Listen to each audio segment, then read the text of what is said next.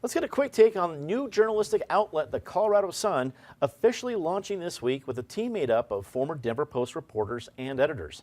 The outlet plans to focus on in-depth watchdog-style investigative journalism that, according to co-founding editor Larry Rickman, is, quote, just very difficult for others to produce anymore with cutbacks.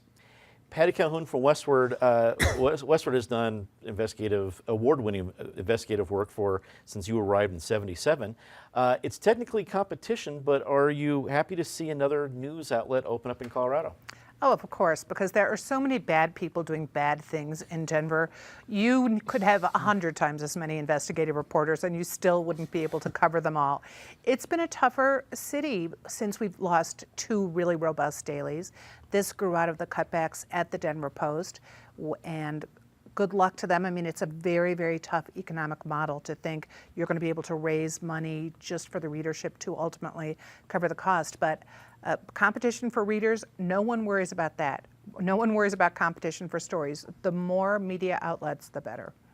David Kopel from the Independence Institute and DU Law School. David, it is a unique model. I mean, let's say unique. It's a different model than we've seen financially. There's not an immediate paywall, things like that. Do you think it can work? I hope it does. Speaking of bad people doing bad things, let's remember Alden in New York City, whose model was, well, we can drive this paper into the ground. We're going to raise the prices through the roof, and we will slash quality and slash quantity, but there's still a certain number of people who, like in my demographic, have been addicted to daily newspapers since they were children, and so we can pick them dry, and then when the whole thing dies in 10 years, we'll have made a lot of money off of it. And the Colorado Sun is one of the alternatives to that, to saying, no, we're actually not captives of your mismanaged Denver Post. Eric Sonneman, political analyst, I got to believe that the politicians in town, whether it be at City Hall or the legislature or anywhere else, might not be as thrilled as we are to see another investigative journalism team show up. Oh, probably so, but I think the politicians you want to associate with, the ones of character and brains, understand that a healthy journalistic environment is good for a civic community. I wish the Sun well. I think they're off to a good start. They have a very talented team. It's a good, nice-looking, clean website. They've broken a couple stories. On day one last Monday, they broke the story of how the para-auditors were only off by slightly over $1 billion, with a billion with a B.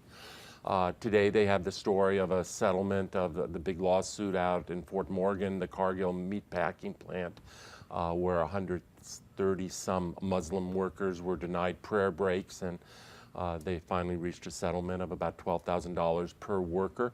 So they're already breaking stories, and I think there's more good stuff to come. Brother Jeff rounds up the panel, editor at 5 Points News, another editor of an independent news outlet. How do you feel about the Colorado Sun being on the scene?